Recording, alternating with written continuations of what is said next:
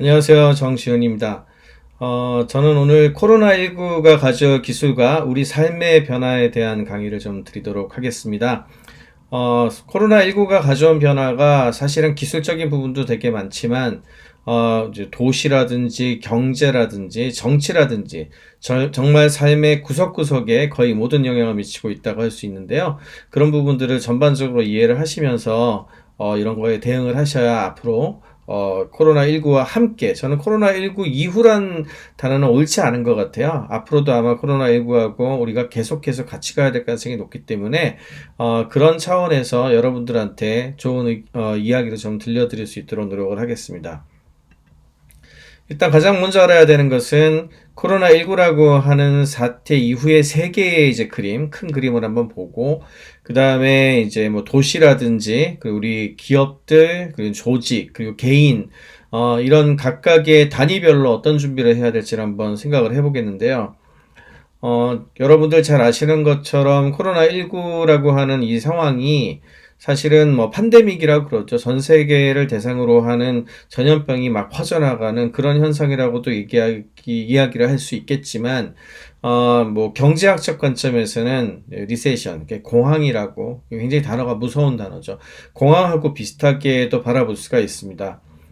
이제 실제로 올해 초에 조사를 했었던 상황, 그리고 올해 앞으로 이제 경제 전망 같은 수치를 발표한 것들을 보시면은, 여기 이제 캐나다나 이탈리아나 다 뭐 마이너스 5%에서 마이너스 10% 정도의 GDP 성장률을 뭐 기록할 것으로 생각을 하고 있죠.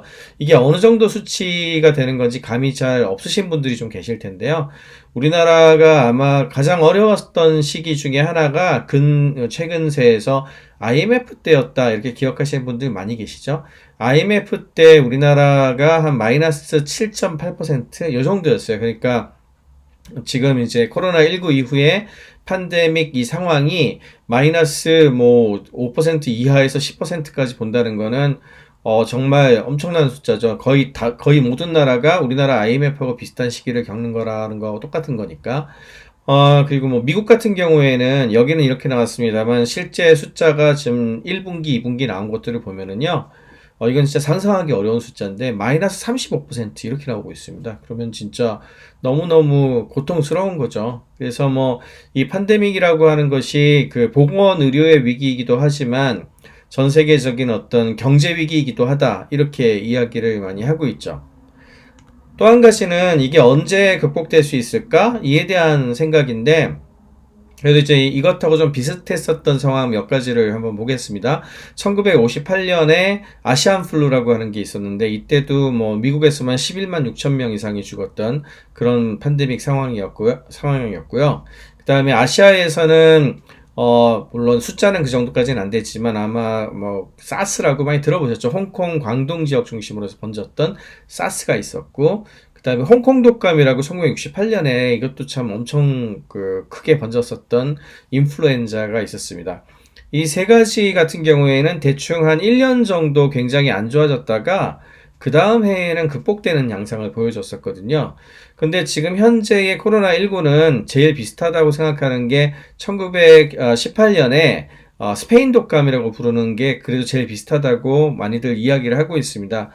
스페인 독감 보시면 1년에 안 끝났어요. 한 2년 정도 갔었고, 그래서 그런지 지금 현재 코로나19 같은 경우에는 스페인 독감처럼 적어도 2년, 그러니까 내년 말 정도까지는 이 상황이 이어질 걸로 예상을 하고 있고, 길게 보시는 분들은 내후년까지도 보고 있고, 조금 더 비관적이신 분들은 이게 이제 계속 변형도 일어나고, 그 다음에 계속 변하니까요, 또 이런 일이 발생을 할 거고, 이 또 이제 그 전염병 말고도 우리가 지금 위기를 겪고 있는 게, 이번에도 태풍이 왕창 와가지고 느끼셨겠지만 기후변화와 관련된 것들도 굉장히 크지 않겠습니까? 이런 것들이 계속 반복될 것이기 때문에 이런 새로운 상황에 적응하는 우리의 이제 자세라든지 생각들이 필요하다. 우리 삶의 어떤 패턴이나 생각도 많이 바뀔 필요가 있다.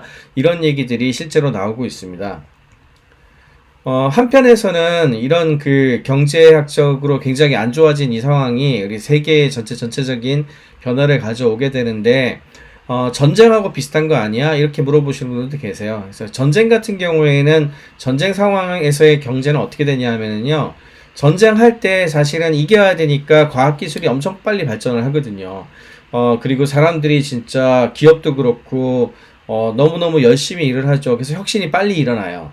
그래서 전쟁이 끝나고 나면 전후 복구를 하면서 사회 혁신이 일어나고 더 번영을 하게 되는 일들도 굉장히 많습니다. 그래서 보통 전쟁 끝나고 전후 복구를 할 때 경제 복구가 될 때 이익을 많이 내려고 막 이렇게 한다. 뭐 이런 얘기 많이 들어보셨잖아요. 근데 이제 지금 현재 코로나19를 만약에 우리가 제3차 세계대전이라고 생각을 하면 1차 세계대전, 2차 세계대전은 인간들끼리 세계전쟁을 했잖아요. 그런데 코로나19 같은 경우에는 전 인류가 바이러스와 맞서 싸우는 거라고 생각을 하게 되면 이게 마치 3차 세계대전처럼 여겨지지 않겠습니까? 그래서 이 상황에서 과학기술이 역시 발전하고 여기서 얻은 우리들의 교훈을 가지고서 앞으로 이제 우리 사회나 미래가 좀 더 나아지지 않겠느냐 뭐 이런 얘기를 하시는 분들도 계세요. 그런데 뭐 그렇지 않을 거다라고 하는 의견도 많습니다. 그래서 안티 워타임 이코노미라고 표현을 하는데 그 말은 전쟁 때 경제랑은 좀 다를 거라는 거예요. 비록 우리가 코로나19를 극복한다 할지라도 전 세계가 너무 자연스럽게 교류하고 그 다음에 위기를 겪고 하는 것들은 너무 자유로워가지고 지금 이런 일들이 벌어졌고 어떤 면에서는 너무너무 소비도 많이 하고 자본주의의 발전에 의해 가지고 뭐 어떻게 보면 이제 여파죠. 여파로 이렇게 좀 안 좋아지는 거 아니야? 이런 생각들도 되게 많거든요. 그래서 아마도 이게 극복되고 나서도 기존의 전쟁 때 나타났었던 현상하고 좀 다른 양상으로 벌어질 것이다. 라고 하는 것이 제임스 위드웨이 같은 어떤 경제학자들의 이야기가 되겠습니다. 실업도 굉장히 심각해요. 실제 숫자를 보면은 더 그게 좀 많이 와닿는데 이거는 이제 미국의 실업수당 신청하는 건수거든요. 그래서 이게 한 일주일에 평균적으로 올해 1, 2월 달 정도까지만 하더라도 한 뭐 35만 건? 뭐 요 정도였거든요, 숫자가.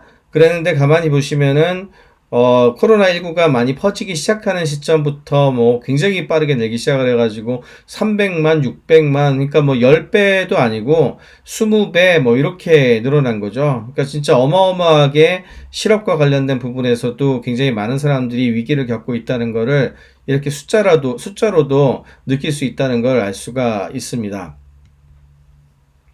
근데 문제는 이런 어떤 실업적인 측면의 문제 같은 경우에는 모든 산업이 동등하게 벌어지면 그나마 낫겠는데 그런 것도 아니에요.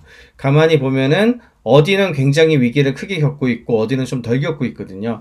뭐 대표적으로 가장 크게 문제가 되는 게 매장 같은 데 많이 못 가니까 이제 뭐 도소매 그리고 음식점이라든지 이런 쪽 자영업 하시는 분들이 지금 제일 힘들죠. 그리고 이제 실업 쪽에서도 이게 굉장히 큰 거라고 얘기를 할 수 있는 게 사람들이 뭐 흔히 이마트라든지 뭐 코스코라든지 이런 소매 매장이 얼마나 고용을 하고 있는지 잘 모르시는 분들이 많아서 뭐 한두 개 문 닫는다고 뭐 그렇게 큰 대수야 이러시는 분들 계시거든요. 근데 보통 그런 매장 하나가 문을 닫으면 수천 명이 실업이 돼요. 그러니까 정말 고용 효과가 큰 산업이거든요. 그러니까 이런 그 매장이 사라지고 이런 형태가 나타나게 되면 실업도 굉장히 영향을 되게 많이 받게 돼 있습니다. 그래서 뭐 이쪽이 제일 크게 고용 부분에 있어가지고 영향을 미치고 있는 산업군이라고 이야기를 드릴 수가 있겠고요.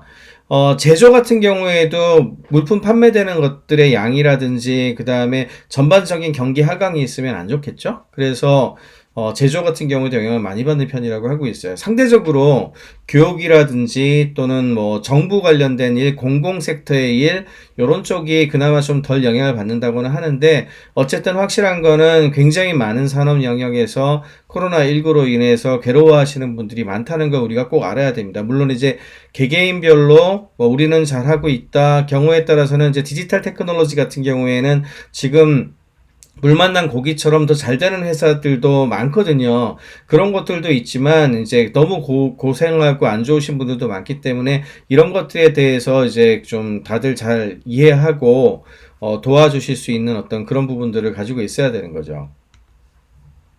또 한 가지 굉장히 중요한 변화는요. 이게 이제 산업적인 변화라든지 경제학적인 변화 같은 것들도 나타나지만 우리가 살고 있는 도시 환경 같은 것들도 굉장히 많이 변하고 있습니다. 특히 새로운 도시로의 전환이 가속화되는 거 아니냐, 뭐 이런 이야기들이 나오고 있는데요. 제일 대표적인 것들이 아무래도 이제 재택근무하는 경우도 많고, 경우에 따라서는 많이 이동하지 말라 그러고, 많이 모이지 말라고 그러고 그러잖아요. 그러다 보니까 내가 이제 잘하고, 내가 있는 곳, 그러니까 생활하고, 그 다음에 자고, 먹고, 뭐, 요런 곳에 있는 이웃들이 굉장히 중요해졌어요.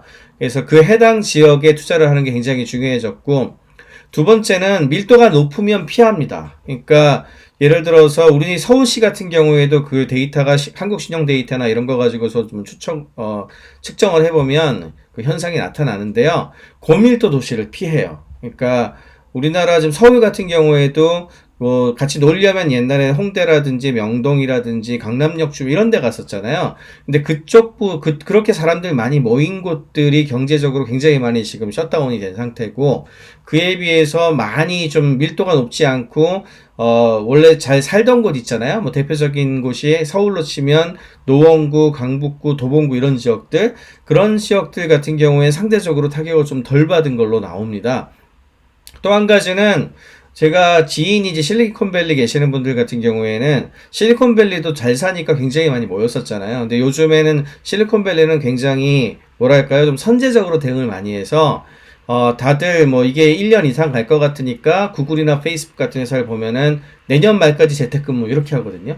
그러면은 이분들이 지금 한국에 들어온 분들 되게 많아요. 제 지인들도 한국에 많이 들어왔고, 옛날 같았으면 꿈도 못 꿀 일이죠. 예, 그렇게 뭐 되고 있기 때문에 이런 부분들을 생각을 해보면은 이제 고밀도에 있는 도시를 피해서 막 번져나가는 현상을 이야기할 수가 있겠고, 그 다음에 샌프란시스코에 지인이 지금 있는데, 샌프란시스코가 거의 고스트타운, 유령 도시처럼 사람이 없는 도시가 돼가고 있다 그래요. 그러니까 이것도 역시 고밀도로 이렇게 이제 모여 사는 것들을 피하는 경향이죠. 상대적으로 이제 교외로 나가는 사람들도 굉장히 많아지고, 우리나라 같은 경우에도 아마도 뭐 남양주라든지 뭐 양평이라든지 이런 데 쪽으로 좀 나가시는 분들도 많이 계신 것 같고, 뭐 그렇습니다. 이게 제가 지금 이렇게 좀 그 부정적인 얘기를 좀 많이 드렸는데, 그치만 이제 인류는 뭐 언제나 좀 진화를 하지 않습니까? 대응을 해요. 그리고 도시도 그에 맞춰서 대응을 하죠. 그래서 아마도 앞으로 우리가 생각하는 좀 좋은 도시, 그리고 잘 살 수 있는 도시는 옛날처럼 너무 고밀도는 아니면서도 공공보건을 최우선으로 하면서 좀 안전성을 좀 많이 갖추는 그런 도시를 선호할 가능성이 높고요. 그 다음에 건물 디자인이라든지 이런 것도 많이 바뀔 거예요. 예를 들자면 지금 아파트에서도 이번에 이제 일부 뉴스 들으셨겠지만 엘리베이터 한 라인을 통해 가지고 전파가 된다든지 이런 거 공조 시스템 같은 거 좀 바뀌어야 된다는 얘기거든요. 그리고 뭐 환기라든지 이런 게 굉장히 중요해졌잖아요. 그러면 그런 것들을 잘 고려한 건축 양식 같은 것들이 들어간 그런 도시, 이런 것들이 되게 많아질 가능성이 높죠. 거리도 많이 바뀔 것 같아요. 사람들이 이제 직접 만나서 매장 같은 데 많이 들어가서 뭐 이런 것들을 좀 덜 할 거고, 그러면 매장 숫자가 좀 줄겠죠. 그렇게 되면 거리 모습이 아마도 지금하고 좀 달라지지 않을까. 사람들이 선호하는 도시의 모습이 지금과는 많이 달라지지 않을까. 이렇게 예상을 하고 있고, 이런 미래 도시에 맞춰서 건축이라든지 새로운 도시공학적인 디자인을 하시는 분들도 요즘 생겨나고 있습니다. 그 다음으로 이제 기업이라든지 개인 입장에서도 이제 가치관도 이제 변하는 거예요. 이제 무엇이 중요한가에 대한 생각도 되게 많이 달라지는데, 지금까지는 자본주의라고 하는 것이 우리의 가장 중요한 거였으니까 돈을 많이 벌고 잘 살고 이런 게 최고야, 이런 생각들이 많은 사람들한테 가 있었잖아요. 근데 이게 가만히 생각해 보면 모든 걸 다 자유롭게 하고 무한히 성장해서 이익을 많이 내는 것이 최고야라고 했었던 것 때문에, 그런 걸 잘했던 곳들일수록 이 코로나19의 대처를 잘 못하고 있잖아요. 미국이라든지 서유럽이라든지 이런 나라들을 보면은. 그래서 무한 성장해서 돈 많이 버는 것도 중요하지만, 이제는 그 개인도 그렇고 가족도 그렇고 기업도 그렇고 나라도 그렇고 어떻게 하면 많은 사람들과 함께 잘 살아갈 수 있을까 하는 지속 가능성에 대한 중요성이 많이 올라가고, 그러면서도 변화가 계속 있으니까 그런 변화에 대응할 수 있어야 되므로 혁신 같은 것들도 해야 되는 뭐 이런 생각들을 많이 하게 되겠죠. 그리고 이익이 최고다라는 어떤 생각이 항상 옳다고 생각했었는데, 기업은 돈을 벌어야 돼 이런 얘기들을 항상 많이 했었잖아요. 그렇지만 이제는 이익도 되게 중요하지만 사람들의 삶의 질도 중요하고 그다음에 사회적으로도 서로 잘 살 수 있어야지 우리가 다 같이 살 수 있지 혼자만 잘 된다고 되는 건 아니지 않습니까? 그래서 그런 사회적 안녕이 모두 같이 균형을 맞출 수 있도록 하는 것이 좋다라고 하는 생각이 많이 번지고 있어요.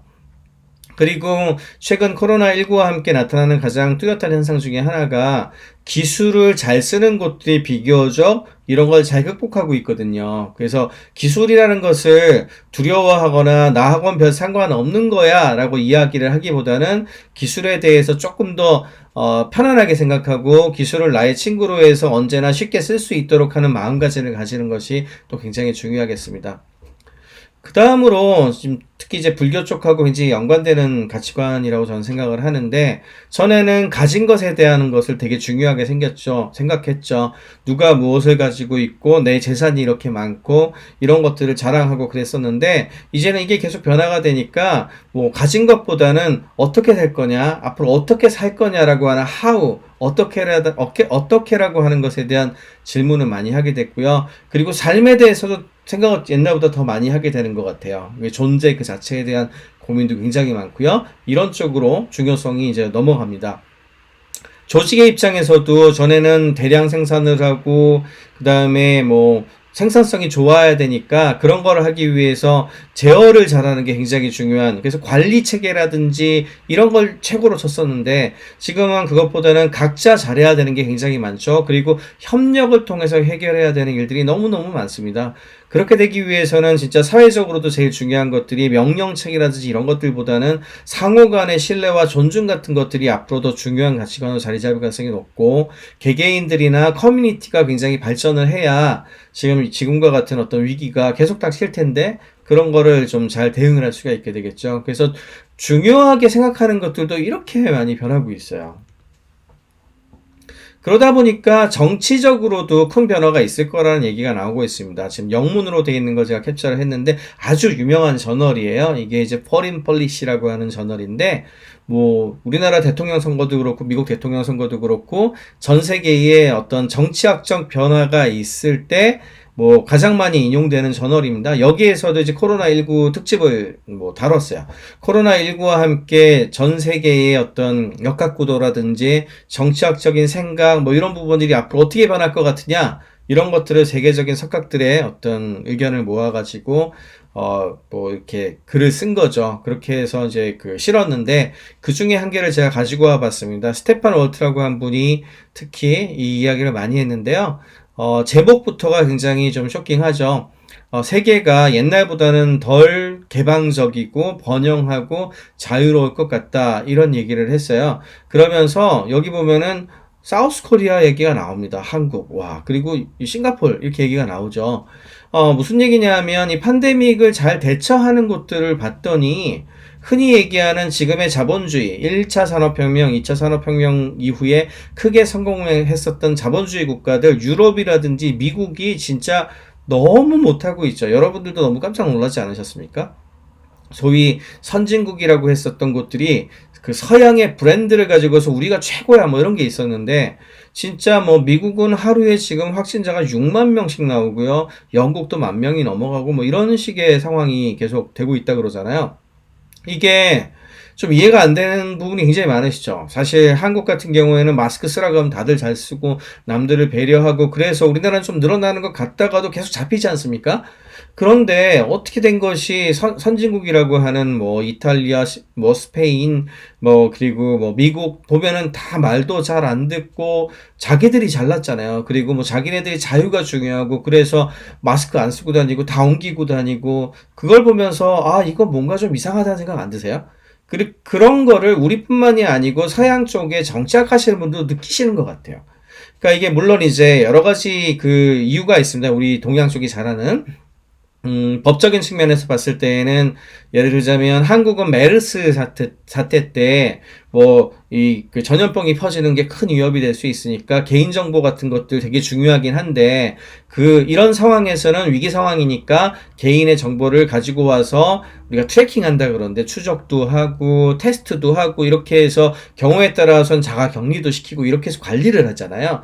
그래서 사회 공동선을 위해서 개인의 자유를 일부 희생하는 선택을 우리는 사회적으로 합의를 한 거죠. 우리나라만 그런 게 아니고 싱가포르라든지 대만 이런 나라들도 다 잘하는 이유가, 그 나라들은 이제 메르스 대신에 사스 때 그런 거를 막 준비를 했어요. 물론 이렇게 법적인 부분에 준비가 된 것도 있겠고, 그보다 더 중요하게 생각하는 거는 전 개인적으로는 마인드인 것 같아요. 이제 우리 동양적인 마인드는 개인이 잘 되는 것도 중요하지만 남에 대한 배려라는 게 보통 있잖아요. 예의도 있고 사회적인 우리라고 하는 개념이 좀 있다 보니까 마스크를 쓰는 것도 물론 내가 안 걸리려고 하는 것도 있지만, 혹시라도 내가 걸렸다고 하거나 걸렸을 수 있는데 모를 수 있잖아요. 그럴 때 남한테 옮기면 안 되니까.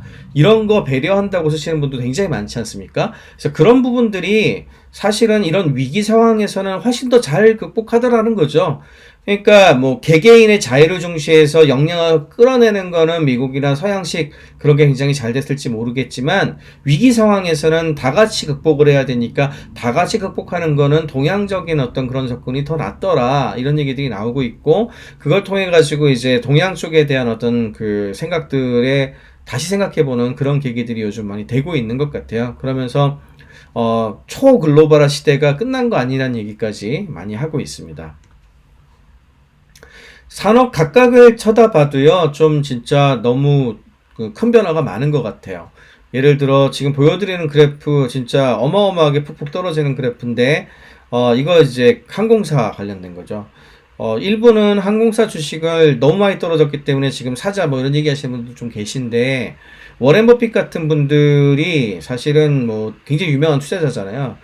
가치 투자, 근본적인 어떤 파운데이션, 기초를 이용해서 투자를 하시는 분인데, 이분 심지어는 과거에 이제 리먼 브러더스 사태, 2008년에 글로벌 금융위기 때, 그때에도 세계적인 신문의 일면 전체를 통으로 사가지고, 바이 아메리카, 미국 주식을 사라, 미국이 그렇게 쉽게 무너지지 않아, 이런 거 하셨던 분이었거든요. 근데 최근에 코로나19 때 가장 먼저 하신 일이 5대 항공사 주식을 다 매각을 했어요. 한 주도 안 남기고. 그 이유는 이게 금방 끝날 것 같지 않다는 거죠. 아마 이런 식으로 계속 될 거예요. 근데 이게 항공사만의 문제가 아니죠. 우리나라도 지금 이스타 항공도 그렇고, 그 다음에 아시아나도 그렇고, 굉장히 지금 항공사가 어렵잖아요. 매각 같은 것도 잘 안 이루어지고, 정리해고도 하시 너무 고통스럽죠. 인천공항 숫자 같은 경우에도 거의 10분의 1로 줄어들었다 그래요. 그러니까 이렇게 크게 줄어들고 변화가 양상이 큰 거는 진짜 이 항공사가 이제 큰 변화를 가지고 오고 있죠. 근데 항공사만의 문제는 아닌 것 같아요. 이게 이제 연관 산업이 되게 많잖아요. 개인의 행동이나 이런 것들도 되게 많이 바뀌었어요. 예를 들자면은, 대중교통 요즘 저도 좀 가끔 탈 때 깜짝 놀라는데, 옛날 2호선이나 9호선 사람들 정말 많지 않았습니까? 그때하고 비교하면은 최근에 정말 한 20-30%는 줄어든 것 같아요. 그래서 옛날처럼 아주 꽉꽉 차는 일은 잘 없고, 뉴욕 같은 데에서는 이제 24시간 지하철이 다니는 데인데, 사람 수가 너무 많이 줄어들어가지고, 이거 지금 적자를 메꾸기가 어렵다는 얘기가 막 나올 정도로 변화가 크다 그래요. 그리고 자전거가 그렇게 많이 팔린답니다. 미국 같은 경우에는 6개월치가 자전거 판매가 밀린다라고 얘기할 정도고, 일본에서 자전거 기어 제일 많이 만드는 회사가 있거든요. 그 기어 만드는 시마노라는 회사인데, 이 회사 주식이 자동차 회사 주식? 이런 거 수준으로 막 올라갔다는 얘기가 나올 정도. 그리고 많이 걸어 다니고 이런다 그래요. 근데 한국은 좀 재밌는 현상이 나타나는 거는, 올림픽대로나 강변도로 가시면 차량 별로 줄어든 것 같지 않죠. 실제 데이터도 그렇게 나와요. 티맵 같은 데이터를 보면은 코로나19 이전이나 이후나 크게 별 상관이 없다. 이런 얘기가 있거든요. 네, 그 정도로 큰 변화가 없습니다. 그게 이제 우리나라는 왜 그러냐 하면, 이게 서양하고 우리나라하고 왜 차이가 나냐 하면은, 자전거가 크게 늘어나고 킥보드 많이 타고 다니고, 이거는 자전거 도로가 너무 잘 돼 있어요. 유럽 같은 경우에도 그렇고 미국도 그렇고. 그러니까 대중교통 대신에 자전거를 타고 다니는 그런 사람들이 늘어나는 거죠. 근데 우리나라는 뭐 물론 이제 한강 고수부지라든지 뭐 양재천 같은 데라든지 여의도라든지 이런 데는 자전거 타고 다니게 좀 돼 있죠. 그렇지만 도시 전반에 다니기 편하게 우리 서울이라고 하는 도시가 돼 있지는 않잖아요. 그러다 보니까 자전거 쪽으로 가기보다는 자동차를 끌고 나오는 거예요. 그렇다고 해서 뭐 버스나 지하철 이런 건 좀 마음에 걸리니까 뭐 자동차를 갖고 나오는 거죠. 그래서 전체적으로 이제 출퇴근을 하는 사람 수는 줄었지만 차를 갖고 오는 사람들이 늘어나니까 이게 플러스 마이너스가 돼가지고 강변도로나 올림픽대로는 차가 그대로 많이 있는 거죠. 그리고 여러분들이 집에서 하는 생활도 되게 많이 바뀌셨을 거예요. 뭐 비행기도 못 다니고 그다음에 각 나라별로 입국해서 뭐 격리하고 이러니까 이제 휴가가 나도 그다음에 뭐 우리가 이제 일요일이 돼도 주말이 돼도 뭐 어디 여행을 잘 안 가잖아요. 이게 여행은 막 취소를 해버려요. 그러면 이게 돈이 또 있잖아요. 이 돈을 갖고 딴 데 써야죠. 그래서 집에서 할 수 있는 다양한 레저 활동에 돈을 쓴다든지 바깥에 나가서 산책을 하거나 최근에 뭐 차박 같은 거 한다든지 이런 게 늘어나는 게 다 그래서 그렇지 않습니까? 그리고 투자하는 것도 되게 많이 바뀐 게요. 처음에는 줌이라든지 구글 미트처럼 이런 디지털 도구를 활용해서 일을 해야 되니까 그런 소프트웨어나 서비스 쪽에 투자를 많이 했어요. 근데 이게 뭐 한두 번으로 끝나면 모르겠는데 한두 달이 아니고 뭐 1년, 2년 앞으로 계속 될 거라고 생각하니까 그러면 컴퓨터도 되게 좋아야 되고 그 다음에 카메라도 좀 괜찮아야 되고 경우에 따라서는 뒤에 벽지도 좀 바르고 뭐 이래야 되지 않겠습니까? 그러니까 사람들이 그러면 어차피 집에서 일하는 어떤 이런 상황이 뭐 일정하게 계속 이루어진다고 한다면 우리가 좀 더 좋은 컴퓨터도 사고 카메라도 좋은 거 사고 뭐 이래야 되겠다는 생각이 드시죠? 그래서 제가 올 초에 좀 예측했었던 것 중에 하나가 하드웨어, 특히 컨슈머 하드웨어, 집에 있는 게 많아지기 때문에 가전제품이라든지 혹은 PC라든지 여기에 대한 투자가 늘어날 것이다. 그리고 그렇게 되면은 뭐 전자 부품들도 좋아질 수밖에 없거든요. 그렇게 예측을 했었는데 아니나 다를까 최근 뭐 발표들 보시면 삼성이나 LG 같은 곳들 소비자 전자 제품에 대한 어떤 판매량이 과거 이제 신기록을 세울 정도로 많이 늘어나고 있잖아요. 이렇게 1단계, 2단계, 3단계 계속 변해갑니다. 좀 지나면 아마도 인테리어 같은 것들도 변하고 우리 집 같은 것들도 뜯어고치는 사람도 나올지도 몰라요. 왜냐하면 원래는 회사 가서 일을 했으니까 계속 집에서 일할 상황이 없으니까 집에 일하는 공간이 없거든요. 그래서 서재 같은 거 별로 없고 그랬었는데 지금은 이제 집에서 애들도 교육을 받을 수도 있고 그러면 누구는 집에서 교육받아야 되고 나는 집에서 일해야 되고 이래야 되잖아요. 그럼 그런 거에 맞춘 어떤 새로운 인테리어라든지 어떤 방이나 집의 양식도 나와야 되겠죠. 그래서 가만 생각해 보시면은 이게 단순하게 전염병으로 끝나는 문제가 아니라 도시의 변화도 나타나고 우리의 어떤 행동의 변화가 나타나고 행동의 변화가 나타나니까 주거의 변화도 나타나고 주거의 변화가 나타나게 되니까 나중에 옷 입는 것도 달라지고 뭐 이럴지도 모르겠어요. 왜냐하면은 밖에 나갈 일이 좀 적어지니까 옷에 대한 어떤 구매 같은 것도 줄어들잖아요. 그래서 뭐 이런 부분들도 있을 수가 있고, 그 다음에 이제 지금 제가 하고 있는 것도 마찬가지인데, 저도 지금 이거 촬영하고 있지만, 상의는 이렇게 입었지만, 하의는 반바지 입고 있거든요. 왜냐하면 지금 안 나가잖아요. 그래서 여러분들이 보기에 이상하지는 않으시잖아요. 그래서 이렇게 옷을 투자하는 어떤 우선순위도 변하죠. 그 다음에 먹는 것도 변할 것 같아요. 식당 나가서 뭐 먹는 거, 이런 것들을 잘 안 하고, 배달시켜 먹고 이렇게 변하기 시작하지 않았습니까? 그러니까 사실은 지금 나타나고 있는 변화의 양상이 단순히 그냥 특정 산업의 변화가 아니라 의식주가 변하는 거예요. 의식주가 변한다는 거는 우리 삶 전체가 변한다는 거하고도 뭐 맥이 닿는 얘기죠. 이거는 이제 일하고 있는 양상 시간대의 변화인데요. 이거는 홈페이지 액티비티나 또는 스마트폰 같은 거 갖고 측정을 많이 하는데 어디서 어떻게 측정을 하더라도 패턴은 똑같게 나옵니다. 그래서 제가 거의 외울 정도예요. 언제나 24시간을 쭉 늘려서 보시면은 지금 보시는 것처럼 12시부터 보면 계속 떨어져 가지고요. 새벽 4시, 5시에 제일 낮아요. 사람들이 이때 제일 많이 자고 꼼짝 안 한다는 얘기죠. 이때부터 조금씩 오르기 시작을 해서 보통 한 9시, 10시 출퇴근 시간대죠. 이때 급격하게 올라서 보통 10시에서 한 12시 반 사이에 피크를 이뤄요. 이때 업무 생산성이 제일 좋다고 하죠. 그러다가 1시, 12시, 1시 사이에 툭 떨어지죠. 이건 점심 먹으러 간 거죠.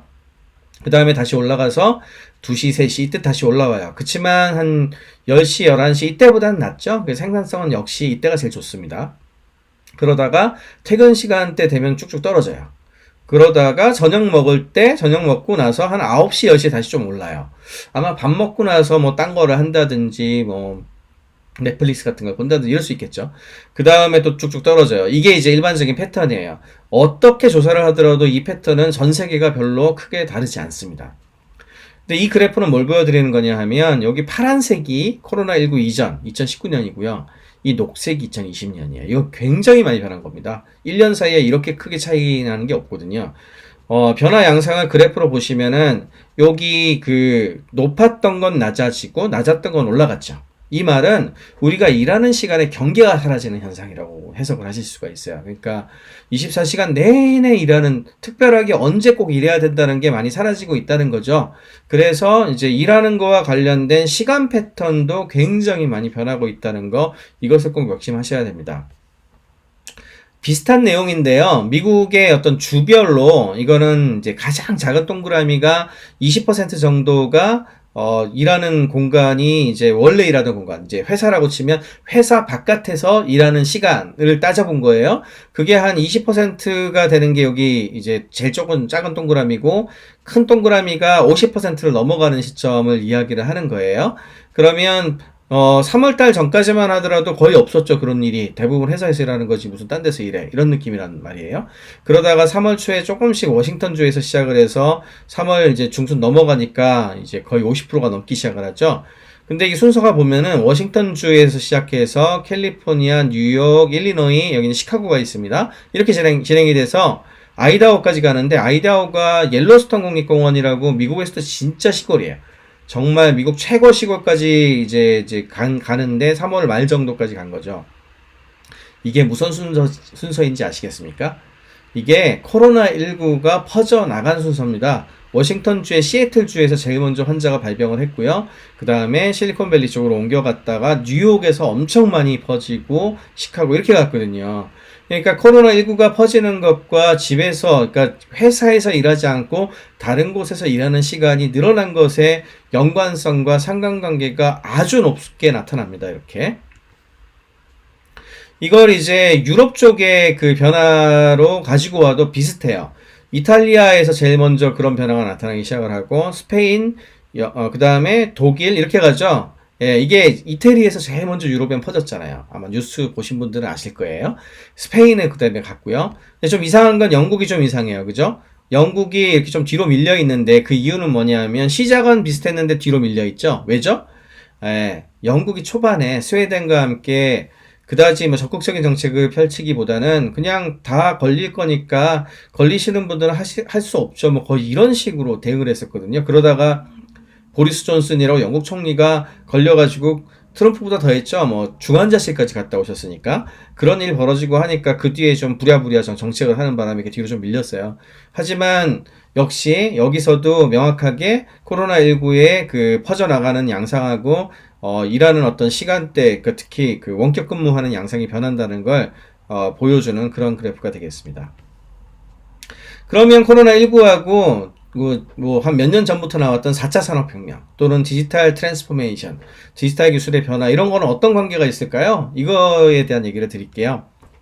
제가 번역을 좀 하려다가 그냥 가지고 왔는데, 왜냐하면 이거 잘못하면은 그 원문의 의미를 해치겠더라고요. 그래서 좀 그냥 원문 그대로 가지고 왔는데요. 제가 눈에 탁 띄라고 빨간색, 파란색으로 정리를 해봤습니다. 중요한 거를. 이게 뭐냐 하면 유러피안 비즈니스 리뷰라고 뭐 경영학 분야에서 굉장히 유명한 저널이에요. 물론 이제 하버드 비즈니스 리뷰 이런 게 제일 유명하지만 유럽에서는 이게 굉장히 유명한 저널이거든요. 여기에서 돌란이라고 이제 국제 정치학 쪽 예측도 많이 하시고 하는 분인데, 이분이 예측을 해서 각종 기업이나 조직들한테 이런 것들을 중심으로 따라라 해서 7가지 지침을 내렸어요. 그리고 주요 예측을 했어요. 그럼 이제 경영학 분야의 저널이니까 사실 경영 관련된 얘기가 나와야 되잖아요. 그런데 7개 중에 무려 5개가 디지털 테크놀로지, 디지털 기술에 대한 내용입니다. 그래서 내용을 한 번씩 볼게요. 제가 오늘 강의 드리는 것 중에 제일 중요한 내용이 있을지도 몰라요, 이게. 첫 번째는요, 디지털 기술을 비즈니스라든지 교육에 적극적으로 활용해라. 그래야 인재가 회사에서도 그렇고, 뭐, 나라도 그렇고, 조직도 그렇고, 길러주기 제일 중요하잖아요. 예, 그래서 뭐 버추얼 컨퍼런싱, 지금 줌이라든지 지금 저처럼 이렇게 온라인 강의 녹화하는 것도 마찬가지고 이런 것들은 적극적으로 활용하는 곳들이 그나마 잘할 수 있다 이런 얘기고, 이제는 컨퍼런스만으로 안 끝난다. 워크숍도 좀 하자. 오랫동안 같이 디지털로 워크숍도 하고 작업도 하고 이런 거 하는 거.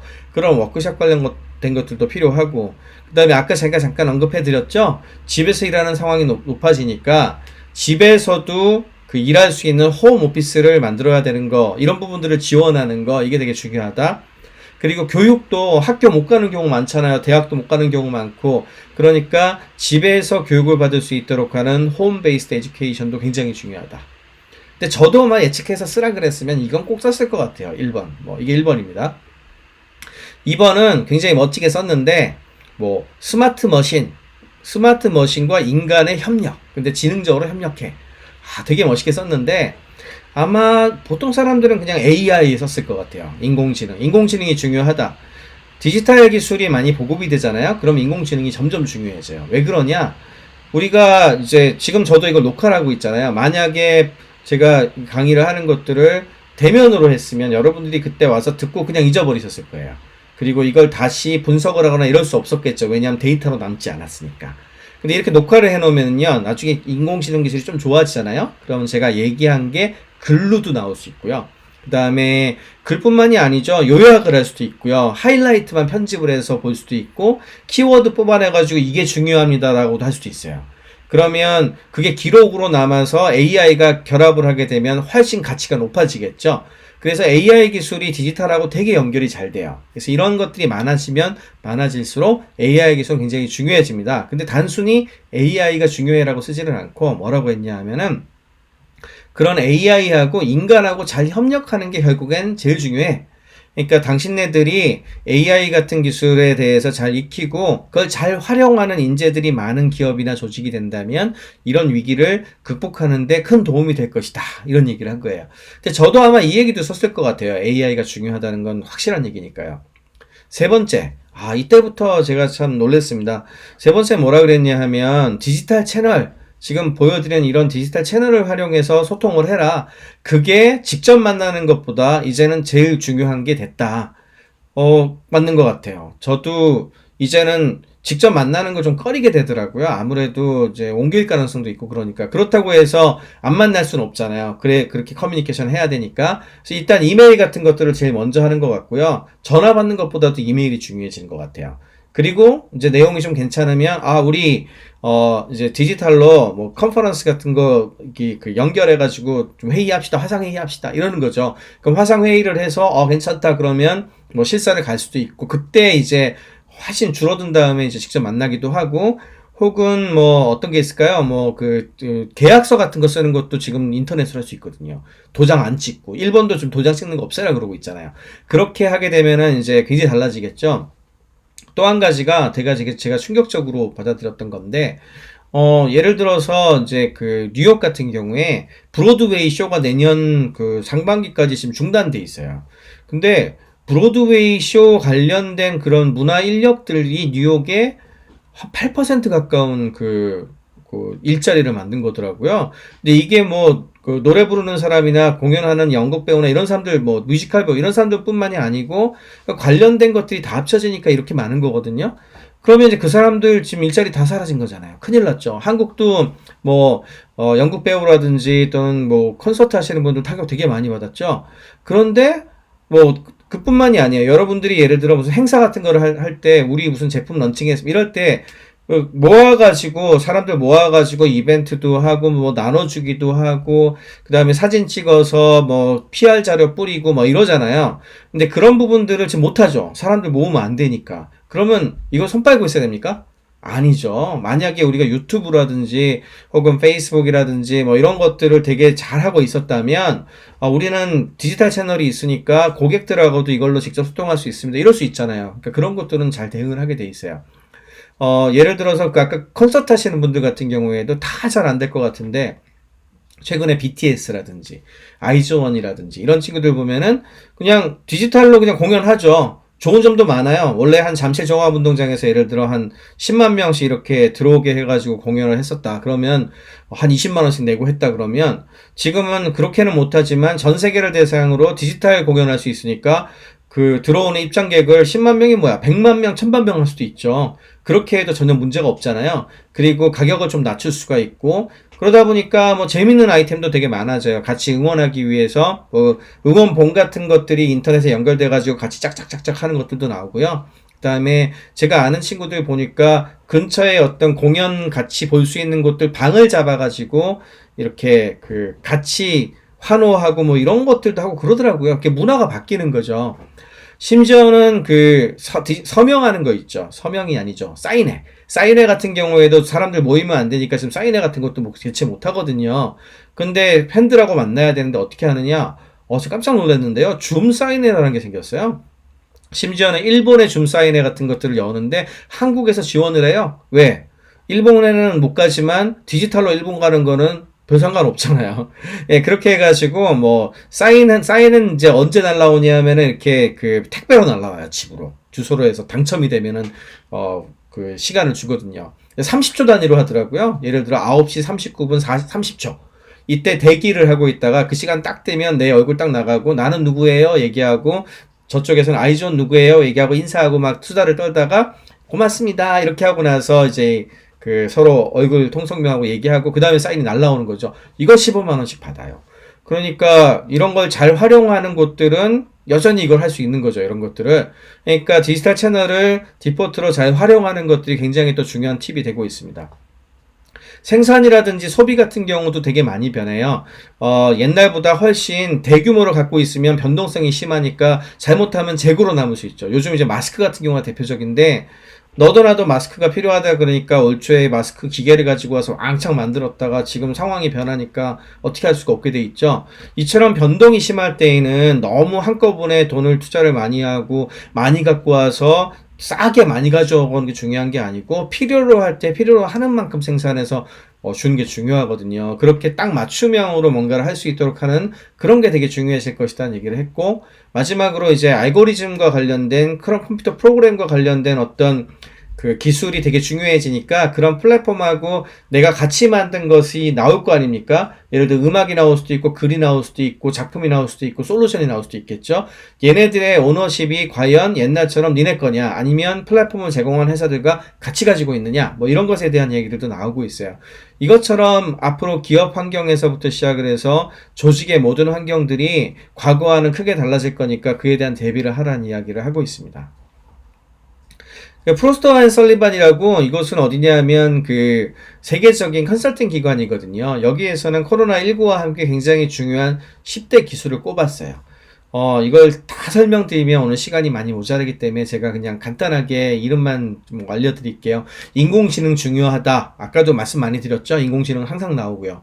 블록체인, 갑자기 블록체인 나왔는데 이거는 2017년에 대한민국을 강타했던 코인 얘기가 아니에요. 그 이야기가 아니고 뭐 아까 말씀드린 것처럼 그때그때 전 세계가 연결돼 가지고 필요로 한 만큼 생산하고 소비하고 그 다음에 물류로 보내고 하려면 전 세계를 대상으로 어디에서 어떻게 생산돼서 누구한테 거래가 되는지를 추적할 수 있는 뭔가가 필요하잖아요.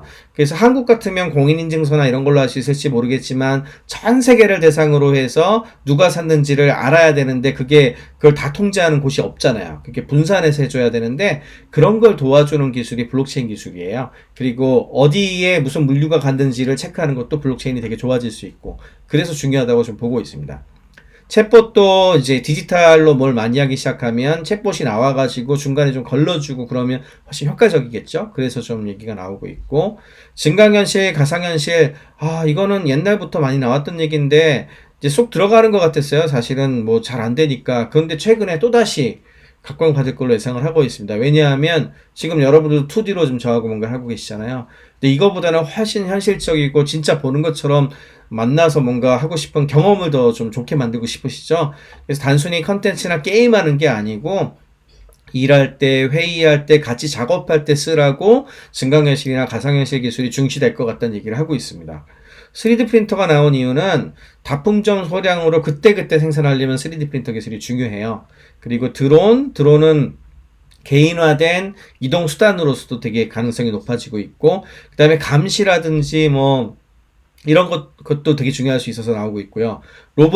로봇도 사람 만나는 걸 두려워하니까 얘네들이 가서 서빙을 한다든지 또는 마지막에 이제 배달을 한다든지 이런 수요를 로봇으로 대체를 하면 좋아질 수 있다. 안내 로봇 같은 것도 생기고. 그래서 로봇 쪽도 그동안 뭐랄까요? 이렇게 양치기 소년 같은 기술이었어요. 되게 유망하다고는 하는데 산업은 잘 안 되는 이런 종류였는데 이제는 좀 가능성이 높아진다는 얘기를 하고 있고, 비디오 컨퍼런싱 이런 거는 이미 여러분들도 많이 쓰고 계시잖아요. 그래서 이건 이미 뜬 거고, 유튜브 뭐 페이스북 같은 소셜 미디어도 더 중요해지는 것 같고, 그리고 이런 것들을 다 잘하려면 5G 기술이 필요한 것 같아요. 그래서 저만 하더라도 작년까지는 4G로도 충분히 잘 되는데 과연 5G가 필요할까 이런 의문이 좀 있었는데, 요즘에는 진짜 이제는 수요가 좀 더 많아져가지고 5G를 해야 되겠구나 이렇게 생각이 많이 바뀌었습니다. 그래서 이런 종류들이 코로나19 시대에 중요하게 생각해야 되는 탑10 기술들이 되겠습니다. 그리고 이제 이런 대표적인 그 변화를 보여주는 세 개의 회사를 한번 그 주가를 보여드리는 건데, 지금은 이제 주식들이 미국 주식 같은 경우에 많이 올라서 다들 많이 올랐지만 한참 내려 꽂을 때 그때도 자기들만 올랐던 세 회사, 줌, 넷플릭스, 아마존이에요. 이 세 회사가 되게 많은 걸 시사해서 그 이야기를 드리려고 하는데, 줌 같은 경우에는 우리의 업무 행태를 바꾼 것들, 그런 부분들에 이제 인프라를 제공하는 회사로서 사실은 실리콘밸리에서 역사상 이렇게 빠르게 성장하는 데가 없다고 얘기할 정도로 굉장한 주목을 받았습니다. 이건 업무 행태의 변화 때문에 나타난 것이고, 넷플릭스는 왜 그렇죠? 넷플릭스는 기존에도 잘 됐었지만 지금 집에 있으니까 여행도 못 가고, 그러면 좋은 컨텐츠라도 좀 봐야 되잖아요. 영화관 가기도 어려운데 사람들이 과감하게 엔터테인먼트 분야에 돈을 투자를 하기 시작을 한 거예요. 그래서 유료 비율이 되게 많이 올라가면서 매출이 많이 뛰었어요. 그래서 이제 넷플릭스가 나왔고요. 아마존은 전자상거래 회사죠. 상거래 같은 경우는 원래 옛날부터 있었던 거 아니야? 그렇죠. 근데 옛날보다 한국도 그렇고 미국도 그렇습니다만, 미국도 사실은 온라인보다는 오프라인 쇼핑이 그래도 더 컸어요. 근데 지금 뭐 거리두기도 해야 되고 이러니까 매장에 가기가 껄끄럽잖아요. 그래서 생전 처음 아마존 쇼핑하는 사람들이 늘어나면서 매출이 크게 늘었습니다. 우리나라는 한국은 미국보다는 훨씬 옛날부터 온라인 쇼핑들을 많이 했지만, 한국도 마켓컬리라든지 뭐 신선식품 같은 것들도 그렇게 주문해 먹고 뭐 이런 것들이 늘어나기 시작하면서 비중이 크게 늘었거든요. 이제 상거래 관련된 부분들, 배달 관련된 거, 이런 것들을 대표하는 게 이제 아마존이라고 생각하시면 될 것 같아요. 이런 게 이제 변화 양상이죠. 처음으로 해본 것들 같은 경우에도 이건 중국 데이터인데, 정말 우리는 기술이 있으면 당연히 다 해봤을 거라 생각하지만 생각보다 사람들이 많이 안 해봤어요. 잘 모르는 것도 되게 많고요. 대표적인 게 온라인으로 이제 그 원격 진료 받는 거. 우리나라는 이게 좀 불법인데 한국도 어느 정도 허용해야 되지 않느냐 이런 얘기들 많이 나오죠. 그래서 교육, 집에서 원래 학교 가가지고 항상 교육받는 거였는데, 아니면 직장 교육도 어디 가서 교육받는 거였는데 이렇게 온라인으로 하게 됐잖아요. 이런 거 처음 해봤다.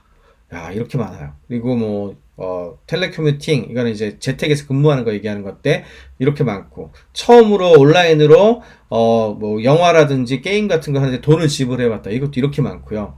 그다음에 스마트폰으로 화상 통화, 이건 진짜 2005년 뭐 15년도 넘은 기술이에요. 3G 때 나온 기술이니까. 그런데 태어나서 한 번도 화상통화 안 하신 분들이 이렇게 많았어요. 근데 예를 들어 손주 봐야 되는데 손주들 얼굴을 못 보니까 그때 어떻게? 이제 화상통화 좀 하세요. 이래가지고 보는 거죠. 이렇게 많고요. 소셜 네트워크라든지 전자상거래 같은 것들도 물론 다들 하는 줄 알았는데 처음 태어나서 해봤다는 사람이 이렇게 많지. 또 최근엔 뭐 피트니스, 운동도 이제 집에서 하는 거예요. 그래서 인도어 피트니스 기구를 처음 샀다는 사람들도 이렇게 많아요. 온라인 뱅킹도 있고요. 이거는 이제 코로나19 때문에 많은 사람들의 생활 패턴이 바뀌고 처음 경험해보게 하는 것들인데, 이게 왜 중요하냐 하면 사람이 처음 하는 게 어렵지 한번 해보고 나면 그 다음에는 비교적 잘하거든요. 그래서 앞으로도 이런 변화가 계속 될 거라고 생각을 하고 있습니다. 또 한 가지 많은 얘기가 나오고 있는 게 이제 공유경제예요. 이제 공유경제가 이렇게 뭐 안 좋아질 거야. 뭐 사람들이 이제 옮길까봐 에어비앤비 같은 데 묵을 것이며 우버 같은 거 타겠으며 뭐 이런 얘기를 많이 했었거든요. 그런데 꼭 그런 것 같지는 않아요. 사실은 여기에서 에어비앤비하고 우버 같은 경우에는 여행 산업하고 연계가 많이 돼 있었거든요. 에어비앤비 여행을 안 가는데 호텔이라든지 뭐 그런 뭐 묵는데 예약하는 숫자가 줄어들 수밖에 없잖아요. 그런데 어떻게 에어비앤비가 잘 되겠습니까? 그래서 굉장히 좀 어려워질 수밖에 없죠. 우버도 어디 좀 돌아다녀야지 부를 텐데 좀 나오지 말라고 하는데 우버로 탈 일이 별로 없죠. 그래서 많이 떨어졌었죠. 근데 우버는 지금 전 세계적으로 다시 반등하고 있어요. 이유는 한국은 옛날부터 배달의 민족 같은 데도 있고 해가지고 많이 했었는데 그런 게 없었거든요, 옛날에. 미국이나 뭐 서유럽. 근데 우버가 우버 이트라고 그래서 배달의 민족 같은 서비스를 해요. 그래서 지금 매출이 옛날 우버 때보다 우버 이트 그 배달하는 거의 매출이 더 크답니다. 그 정도로 되게 많이 좋아져서 우버는 좋아지고 있어요. 그런데 또 더 좋은 거, 더 재밌는 거는 공유 주방이나 공유 오피스 같은 것들이 코로나19 이후에 우리나라의 숫자가 더 좋아지고 있다는 거예요. 다 망할 거라 그랬는데 안 그래요. 왜 그럴까요? 공유 주방 같은 경우에는 홀이 있었는데 옛날에는 배달이 많아지니까 홀 운영하는데 그렇게 넓은 게 필요한 게 아닌 거죠. 그래서 배달만 잘 할 수 있다면 더 적은 공간에 그 다음에 사람 적게 쓰고도 매출을 올릴 수가 있으니까 공유 주방 쪽으로 많이 이제 생기기 시작을 한 거죠. 오피스는 왜 그러냐? 오피스 같은 경우에도요, 이게 변화가 많으니까 어쩔 땐 재택하고 어쩔 땐 오라 그러고 어쩔 땐 돌아가면서 해야 되고 뭐 이런 경우가 막 비일비재하잖아요. 그러면 굉장히 넓은 오피스를 1년씩 갖고 있으면 너무 나가는 돈이 많죠. 경우에 따라서 계속 바뀌고 이래야 되는데 그런 변화 양상에 대응하기 위해서는 공유 오피스 같은 게 훨씬 편리하거든요. 그래서 공유 오피스 같은 거에 대한 선호도 같은 것들이 많이 올라가기 시작하는 그런 변화도 나타나기 시작합니다. 자, 여기서 중요한 거는 다들 이제 일반적으로 얘기하는 것처럼 공유 경제가 다 안 좋은 게 아니고 케이스 바이 케이스라는 거야. 상황에 따라서 어떤 것들은 더 좋아진 것들도 있고 어떤 것들은 좀 더 안 좋아진 것들도 있고 이런 거죠. 그런 부분들을 잘 생각을 해서 이제 미래를 전망하는 게 굉장히 중요합니다.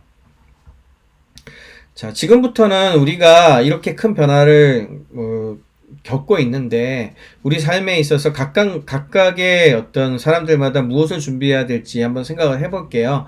이제 개인과 가족 수준에서 준비해야 되는 게 있을 거고 조직이라든지 뭐 이제 커뮤니티 이런 데를 중심으로 준비해야 될 것들이 있을 거예요. 개인이나 가족 수준에서도 우리가 생각을 많이 바꿔야 될 것 같습니다. 저도 그런 생각 되게 많이 하는데 옛날보다 안전이 진짜 중요해진 것 같아요. 언제나 전 개인적으로 지금 벌어지고 있는 이 상황이 꼭 코로나19 팬데믹 같은 것만으로 문제가 될까 생각하지 않아요. 그 이외에도 뭐 이번 태풍처럼 기후변화가 닥칠 수도 있고 위기가 계속 닥칠 수 있다는 얘기거든요. 그러면 항상 위기 상황을 대비해서 이런 문제가 생겼을 때 우리는 어떻게 해야 되겠구나 이런 생각들을 한 번쯤은 꼭 해봐야 되는 거고 그 다음에 그런 일이 닥쳤을 때 쉽게 대비할 수 있는 어떤 행동이라든지 마음의 준비가 다 돼 있으면 그래도 아무 생각 없이 있었을 때보다는 충격이 좀 덜 하거든요. 그래서 지금부터라도 이제 이런 위기 상황이 항상 닥칠 수 있다는 걸 생각을 하고 마음도 가다듬고 준비하는 그런 삶의 자세가 필요한 것 같고요. 그 다음에 진짜 살아간다는 것에 대해서 다시 한번 생각해 봐야 될 것 같아요. 영원히 바꿔야 될 것들인데 우리가 생각하는 방식 아까 기업에 대한 얘기도 잠깐 드렸지만 언제나 돈 많이 벌고 이익 그리고 자유 이런 게 중요하다고 생각할 수 있지만 그거보다 더 중요한 게 있을 수도 있겠구나. 우리가 모두가 서로 이런 그 위기를 극복하기 위해서 손에 손을 맞잡지 않으면 다 같이 위기가 될 수 있겠구나 생각을 하게 되죠. 그런 어떤 생각하는 방식이라든지 혹은 사람들과 서로 관계를 맺는 것들도 직접 만나서 술 마시고 너는 나랑 꼭 뭐 이런 거보다는 굉장히 좀 다양한 사람들과 느슨하게 관계를 맺으면서도 서로가 서로를 도울 수 있는 그런 관계를 맺는 게 굉장히 중요할 것 같고 무엇보다 중요한 건 진짜 우리에게 정말 가치 있는 게 뭔지 그런 거에 대해서 좀 더 성찰하고 생각해보고 뭐 이런 것들이 필요한 것 같습니다. 그 다음으로 이제 커뮤니티라든지 지역사회, 조직 수준에서도 많은 준비를 해야 될 거예요. 특히 전에는 고밀도로 모여가지고 다 모여서 뭐 하자, 뭐 사실은 아파트도 그렇고 우리 교실도 그렇고 성냥갑 안에서 바글바글 모여있는 그런 느낌이 되게 많았었잖아요. 그래서 이런 이제 고밀도의 연결 같은 것들은 옛날만큼 중요한 것 같지 않고 그런 것들은 좀 지양하고요. 그리고 글로벌 인류로서의 책임도 되게 많은 것 같아요. 왜냐하면은 우리 하나쯤 이런다고 했다가 그냥 다 퍼지잖아요. 그러니까 뭐 코로나도 그렇고 기후위기에 대한 것들도 그렇고 서로가 이런 것들에 대한 고민들을 좀 더 많이 하면서 우리가 가지고 있는 인류의 위기 관리에 조금이라도 뭔가 보탬을 되기 위해서 관심을 가지는 게 중요하고 작은 역할이라도 해야 되는 것 같아요. 마스크 쓰고 다니는 것도 있겠고, 기후위기 같은 경우에는 플라스틱 같은 거 덜 쓰는 거, 재활용 많이 하게 하는 거, 뭐 예를 들어 제가 이제 재활용할 때 최근에 이제 성동구 같은 경우에는 페트병 투명한 것들 따로 모으거든요. 근데 그거 좀 귀찮다고 좀 귀찮긴 하죠. 왜 다 비우고 우그리고 안에 그 비닐 뜯어내야 되거든요. 그렇긴 한데 그거를 안 하고 아직도 그냥 플라스틱에 버리시는 분들이 계세요. 그런 것들 좀 지양하고 다 같이 하면 훨씬 나아지겠죠? 예, 이런 것들 작은 실천이잖아요. 이런 것들을 좀 같이 많이 했으면 좋겠고요. 그 다음에 조직이나 회사 입장에서도 성장이 최고고 돈 많이 버는 게 최고다는 것들보다 어떻게 하면 다 같이 지속 가능한 사회를 만들면서 살아갈 수 있을까, 이거에 대한 고민을 많이 하는 우선순위를 두는 이런 어떤 그 성찰, 이게 필요한 것 같고요. 그리고 지금은 글로벌하게 그 공급되는 부품이라든지 이런 걸 통해 가지고 의존되는 게 너무 많죠. 근데 이번에 보시면은 한국이나 중국이 비교적 선방한 가장 큰 이유 중에 하나가, 우리나라나 중국은 꼭 필요한 것들을 다 그 나라에서 지금 다 돼요. 근데 서유럽이나 미국이나 이런 나라들 보면은 무역이 잘 안 돼서 자기네들이 직접 못 만드니까 이제는 너무 비용 효율 따지다 보니까 없잖아요? 그러니까 대응을 못 하는 거야. 그래서 글로벌 가치 사설에 지나치게 의존하는 게 꼭 좋지 않을 것 같다는 생각이 들죠. 그래서 국가적인 입장에서도 꼭 필수적인 농업이라든지 제조라든지 이런 것에 대한 것들을 항상 갖추어갈 수 있도록 하는 그런 것들에 대한 정책 같은 거 꼭 펼쳐야 된다는 얘기를 되게 많이 하고 있고, 언제나 시장에서 돈 중심으로 생각하기 쉽지만 지켜야 될 것들은 꼭 좀 내부에서 지킬 필요가 있다는 생각들을 해야 된다는 거죠. 그리고 과거에는 글로벌을 열심히 해가지고 많이 팔고 하는 것이 최고의 기회다, 이렇게 생각을 했었는데, 이게 너무 지나치면 되려 그에 대한 어떤 뭐랄까요, 의존성이 심해지게 되고, 그렇게 되면 위기가 심화될 수 있다, 이런 것들을 좀 명심하면서 우리들이 대처하는 방법도 크게 바꿔야 된다고 생각을 하고 있습니다. 그래서 이제 중요한 거는, 이제 저도 이제 실리콘밸리 관련된 얘기들을 많이 하고 스타트업 투자를 하는 사람이다 보니까 항상 이노베이션을 중시해요. 그리고 새로운 변화에 항상 대응을 적극적으로 하는 것이 최고다, 이런 얘기를 하거든요. 그리고 실제로 뭐 실리콘밸리에 있었던 여러 가지 디지털 기술들이 지금 이런 위기 상황에서 되려 빛을 많이 발했고, 주가 아까 보셔서 아시겠지만 이 회사들은 지금 더 잘 됐어요. 변화도 어떤 경우에는 과거에 한 5년, 10년 걸릴 것들을 이번 1년 사이에 확 땡겨가지고 다 하더라, 이렇게 됐다는 상황으로 얘기하시는 분들도 계시거든요. 근데 언제나 우리가 다 같이 사는 사회이기 때문에 그 이면을 봐야 돼요. 그 체인지, 바뀌는 것과 혁신에 대한 좋은 점도 있지만 사실은 거기에 대응하지 못하고 힘드신 분들도 굉장히 많고, 그런 분들에 대한 어떤 그 대비 같은 것도 있어야 되고요. 사회의 안정성이 어느 정도 확보가 돼야지 우리 사회가 같이 발전해 나갈 수가 있는 거거든요. 그래서 그런 부분들에 있어서 혁신하고 안정성 같은 것들의 어떤 균형을 잘 잡는 가치관이나 생각들을 많이 할 필요가 있고, 어떤 정도가 제일 적절할지에 대해서 우리 모두가 다 같이 고민하고 생각을 해봐야 되는 거 아닌가, 이런 생각을 더 많이 하게 됩니다. 마지막으로 요약을 좀 드리려고 하는데요. 이거는 이제 하버드 비즈니스 리뷰, 역시 세계에서 제일 유명한 비즈니스 저널입니다. 하버드 대학에서 이제 발행하는 것이기도 하죠. 그래서 이게 이제 코로나19가 굉장히 큰 위기긴 한데, 위기의 역사 관점에서 배우는 교훈을 이제 여기에서 좀 언급을 했어요.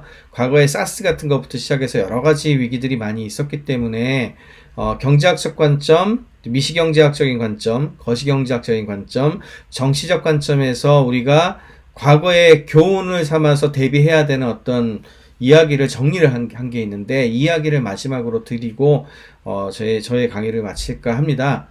미시경제학적인 관점에서는 위기는 언제나 신기술이라든지 새로운 비즈니스 모델에 대한 수용성을 높여요.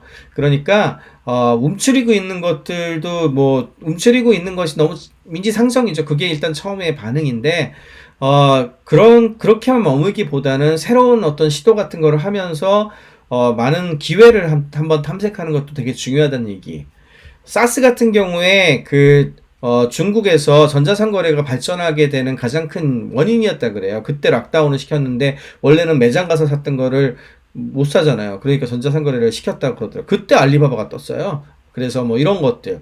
코로나19 같은 경우엔 어떤 곳에 그런 변화를 가져오느냐. 온라인 교육이 크게 변할 것 같고요. 물류, 스마트폰을 이용해서 감시를 한다든지 체크를 한다든지 이런 거, 디지털 헬스케어 이런 분야가 큰 변화가 나타난다 이런 얘기를 하고 있고요.